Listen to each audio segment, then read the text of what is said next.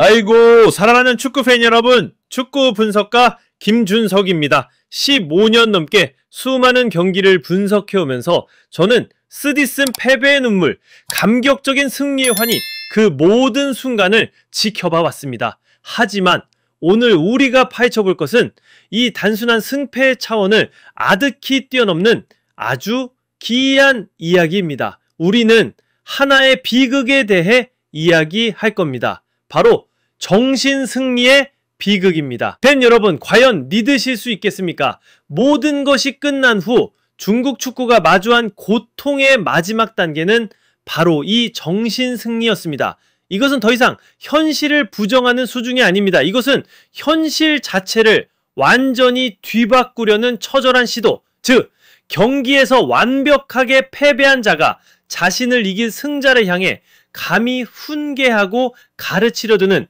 그야말로 전대미문의 상황인 것입니다. 이것은 자신감이 아니라 자기 기만이 낳은 비극의 서막입니다. 자, 이 기묘한 정신승리 이야기를 제대로 이해하기 위해서는 우리는 먼저 냉정하고 뼈아픈 현실부터 직시해야 합니다. 그것은 바로 그라운드 위에 선명히 새겨진 텍트, 일본을 상대로 2대 0으로 패배했다는 부인할 수 없는 결과입니다.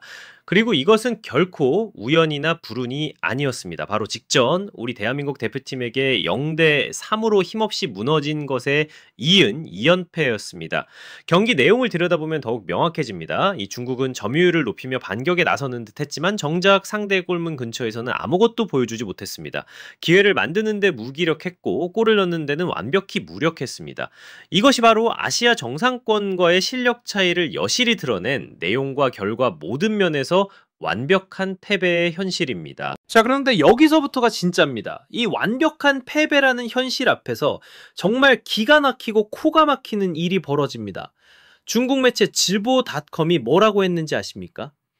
일본은 운 좋게 이겼을 뿐 그런 경기력으론 월드컵 우승은 어림도 없다.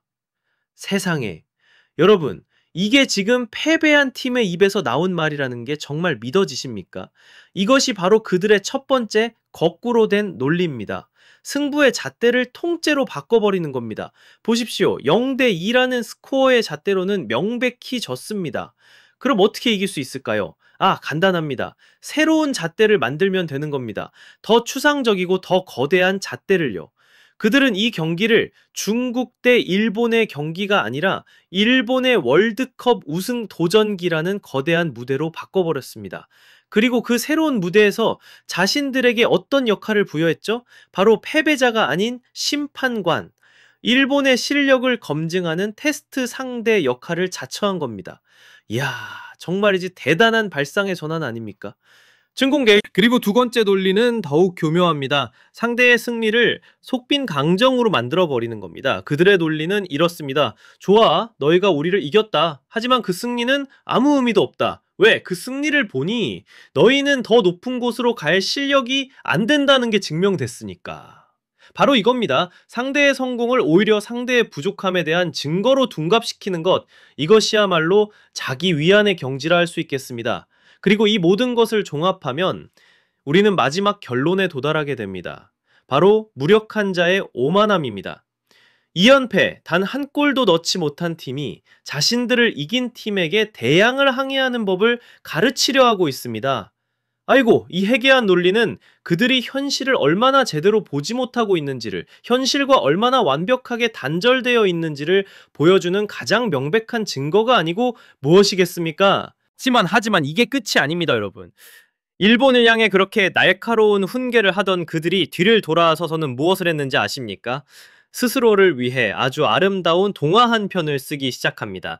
이것이야말로 이 비극의 절정 두 번째 관점, 바로 이야기의 재창조입니다. 그들의 말을 들어보십시오. 우리는 진 게 아니다. 그저 재건 중일 뿐이다.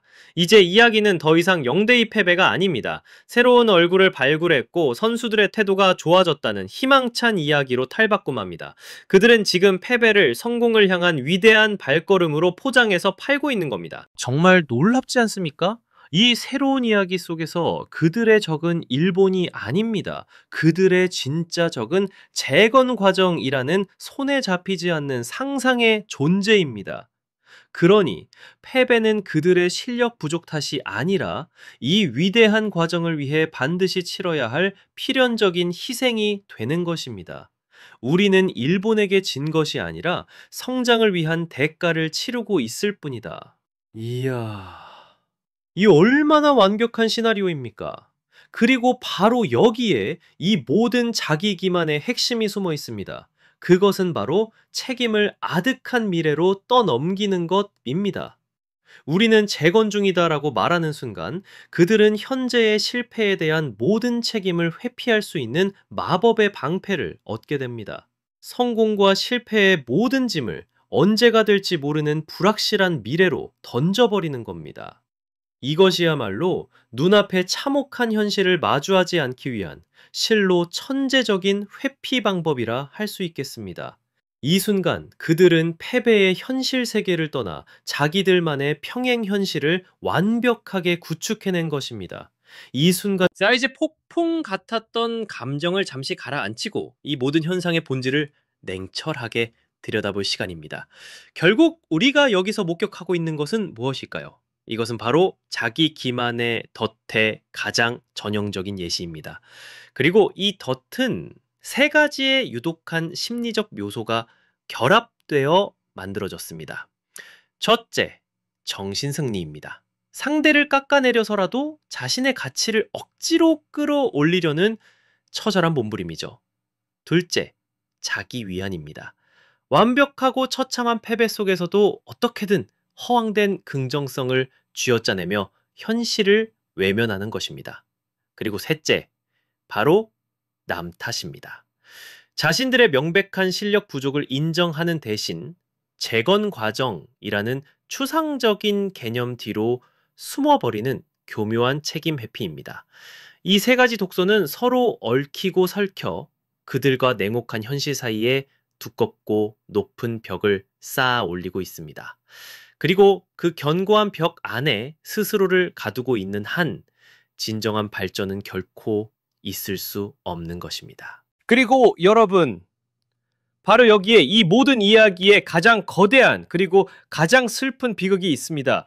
중국 축구의 진짜 비극은 0대2라는 스코어 보드에 있는 것이 아닙니다.